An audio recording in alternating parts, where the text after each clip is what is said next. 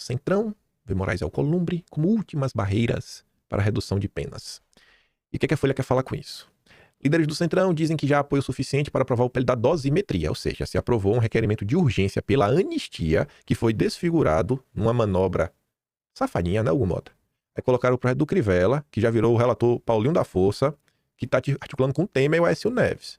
Mas enfim, falta só vencer a resistência de dois personagens. Moraes, que estaria magoado com a imposição de sanções contra sua esposa, e o Alcolumbre, que ainda não deu aval final, né, ao texto.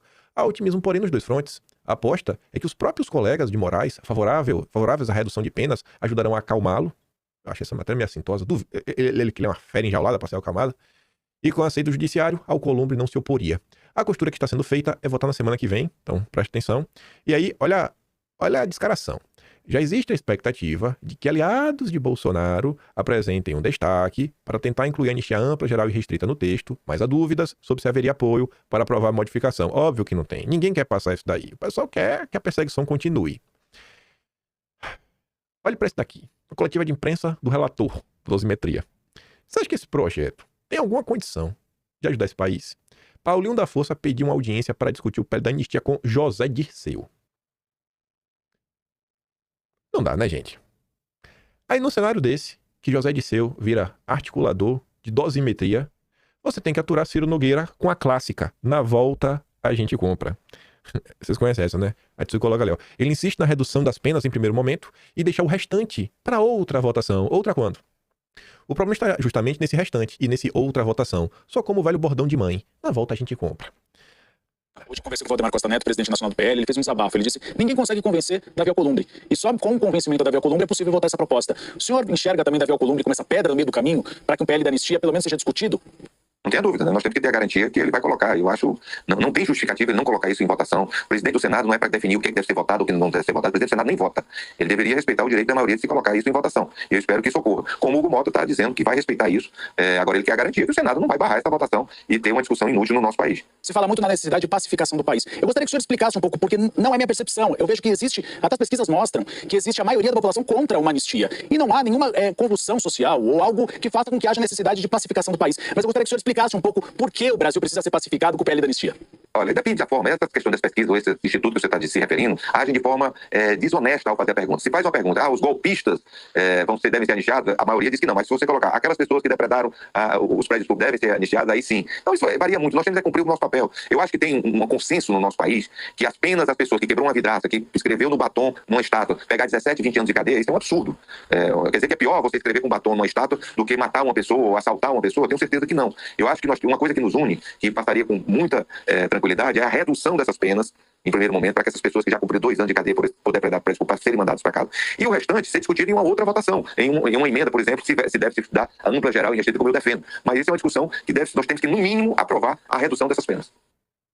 No mínimo, ou no máximo, né? Acho que é no máximo, né, Ciro? Garantir de preferência que o Bolsonaro fique preso. Incomunicável. Prevendo o óbvio, né? Que não tem nenhuma boa vontade para votar nada. Após bronca de Eduardo, bolsonaristas vão aguardar o texto, que acho que é o mínimo a ser feito também. Com o deputado Eduardo Bolsonaro criticando a estratégia de votar um destaque pela anistia, no chamado pela dosimetria, lideranças bolsonaristas mudaram a linha que vinha sendo definida na Câmara. Agora, aliados de Bolsonaro dizem que terão de aguardar o relator do projeto, Paulinho da Força, apresentar o seu texto para só depois avaliar o que a bancada poderá fazer. Ou vai ficando na volta a gente compra. Tu não sabe nem qual é o texto. E não vou botar um destaque. Cabe no texto? Será? Não sabe nem o que vai ser votado. Pelo amor de Deus, gente. É piada atrás de piada o que tá acontecendo. Aí você corta a anistia para falar de um assunto que é correlato à anistia, que é 2026. O Centrão, se você acompanhou as notícias do mês de setembro, foram algumas notícias, e também algumas notícias já em... Vou abrir aqui fácil para vocês. Ó. Vou abrir fácil aqui. No mês de agosto, anistia ou dosimetria. Aí dentro desse capítulo, eu coloquei aqui, ó, o plano T chantageia a anistia. Ele, ó, direita impõe contrapartida a Bolsonaro e evita entregar anistia de mão beijada. Ok, a gente só vai dar se você apoiar o nosso candidato. Centrão amplia gestos por anistia para viabilizar apoio de Bolsonaro a Tarcísio. Aliados pressionam Bolsonaro a apontar assessor para 26. Ciro Nogueira diz que Bolsonaro é o único que não pode perder as eleições de 26. Ó, porque tu não sabe, né? Para dar um indulto, anistia. Direita impõe contrapartida a Bolsonaro e... Aqui, acabou tá repetindo. A estratégia eleitoral de Tarcísio na defesa da anistia e nas críticas ao Supremo. A condição para a anistia. Qual é a condição? Apoiar o candidato que eles querem. O espólio, né? Falar o Bolsonaro. Estou convencido que é um acordo entre o centro, Bolsonaro e a direita para anistiar o presidente e ele anunciar que o candidato ao Tarcísio. Então, se comentou muito sobre isso ao longo do mês de setembro. E cá estamos nós comentando sobre isso no mês de outubro. Centrão vê janela curta para Tarcísio obter bênção de Bolsonaro para 2026. Aí diz que o Centrão, neste momento, já faz contas de até quanto seria viável aguardar uma definição do Tarcísio e a bênção pública de Bolsonaro a seu nome em 2026. Porque o Centrão tem pressa. Pessoas próximas atribuem o abatimento de Tarcísio nas últimas semanas ao desgaste sofrido pelos ataques que ele fez ao Moraes. Para quem acompanha Tarcísio sabe que não é normal, né, ele criticar o judiciário brasileiro. Deve ter tomado até um omeprazol, né? Deve ter até umas ixíris. Integrantes de partido de centro, né, de centro-direita, apostam que essa indisposição é transitória, mas advertem que o relógio está correndo e que o apoio geral, amplo e restrito dessas legendas só dura até o fim do ano. Depois disso, e se não houver um aval formal de Bolsonaro à candidatura presidencial dele, existe a possibilidade de que esse ânimo todo migre para o Ratinho Júnior. Já virou o Ratinho Júnior já é o plano B, já é o plano B. Tem nem mais o que falar. E já tá aí rodando o Brasil, indo buscar o apoio da Faria Lima.